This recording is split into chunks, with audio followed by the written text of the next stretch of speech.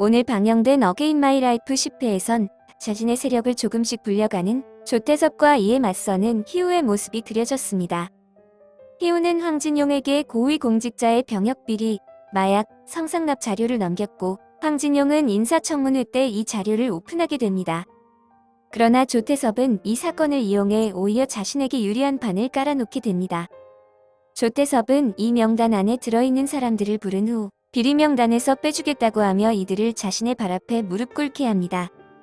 또한 조태섭은 김석훈에게 주요 인물들을 제외한 나머지 잔챙이들의 명단만 수사하도록 지시를 했죠. 결국 희우는 조태섭에게 한 방 먹은 꼴이 돼버렸네요. 한편 희아는 형제들끼리 다투는 모습을 안타까워하며 본인이 직접 경영에 나서겠다고 선언합니다.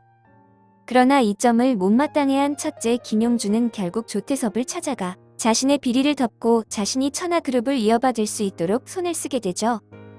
첫째 김용준을 손에 얻은 조태섭은 자신의 뜻에 따르지 않는 둘째 희아를 제거할 계획을 세우게 됩니다. 11회 예고편에는 조태섭이 희아의 아버지인 김건영을 찾아왔고 희아가 아버지를 보러 들어가는 것을 조태섭의 비서인 한 실장이 막아서는 모습입니다. 아마 조태섭은 김건영을 찾아가서 자신의 손을 잡은 첫째 김용준에게 모든 정권을 넘기라는 말을 전할 것으로 보이네요. 뒤이어 희우가 조태섭을 찾아가는 모습이 나오고 희아가 희우의 뒷조사를 지시하는 모습이 나오죠.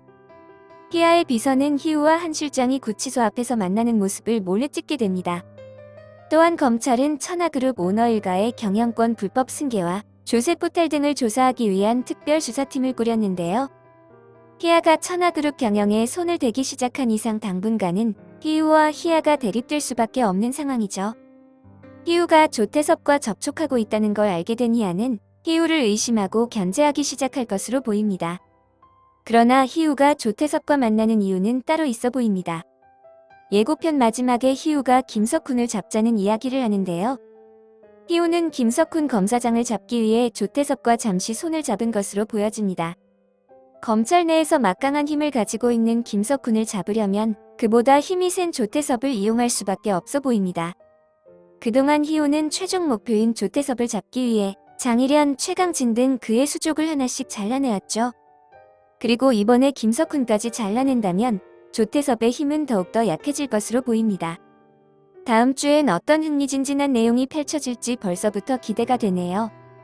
오늘 준비한 영상이 마음에 드셨다면 구독, 좋아요 꼭꼭 눌러주세요. 감사합니다.